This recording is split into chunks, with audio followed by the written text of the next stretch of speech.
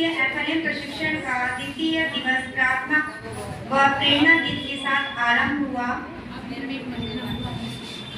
द्वितीय दिवस का प्रशिक्षण 7 सत्रों में बांटा गया, जो कि उन सत्रों का विश्लेषण मैं करने जा रही हूँ। प्रथम सत्र का आरंभ तारिक सर द्वारा किया गया, जिसमें इन्होंने टीचिंग लर्निंग प्रैक्टिस सर्वे पर चर्चा की, जो मुख्य रूप से कक्षा 1 और 2 में भाषा व गणित के शिक्षण अधिगम के वास्तविक स्थिति को समझने के लिए शुरू किया गया सर्वे है। द्वितीय सत्र में सर के द्वारा बताया गया कि शिक्षक संदेशिकाओं के उन्मुखीकरण तथा उसमें होने वाले परिवर्तनों पर चर्चा की गई, जिसमें हमने जाना कि विशिष्ट रंग की कोडिंग की गई। इस सत्र में एआरपी महोदय द्वारा एक रोचक पहेलियों को करवाया गया तथा सभी शिक्षकों ने इसका उत्तर देते हुए रोचक व मजेदार अनुभूति की।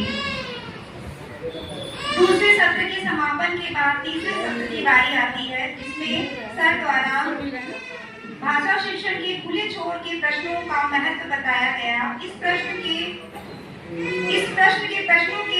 प्रश्नों से बालक में तर्क व कल्पनाशीलता का विकास होता है। कक्षा में शर्मीले व कम बोलने वाले छात्रों की शिक्षक में रुचि उत्पन्न करने व भय दूर करने हेतु खुले छोर के प्रश्न समाहित किए जाने चाहिए, जिसमें सर द्वारा कई खुले प्रश्नों को पूछा गया और अलग अलग ग्रुप बनाकर उनसे उनका उत्तर लिया गया, जिससे प्रशिक्षण और प्रभावशाली बना रहा। इसके पश्चात लंच ब्रेक किया गया।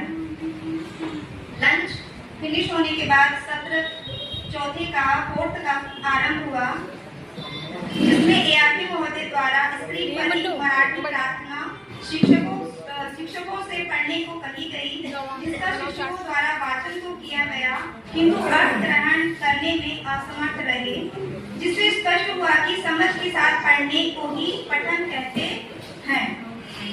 महोदय के द्वारा पठन को प्रभावित करने वाले कारकों, पठन की रणनीतियों व कक्षा में उनके प्रभाव उपयोगी पर चर्चा की गई। इसके बाद सत्र 5 का आरंभ हुआ, जिसमें एआरपी महोदय तारिक सर द्वारा किया गया, जिसमें बुनियादी लेखन व अभिव्यक्ति के लिए लेखन में अंतर स्पष्ट किया गया। इस सत्र में हमने लेखन की रणनीतियों को जाना, जो इस प्रकार है: आदर्श लेखन, साझा लेखन, मार्गदर्शन लेखन और स्वतंत्र लेखन। लेखन से संबंधित महोदय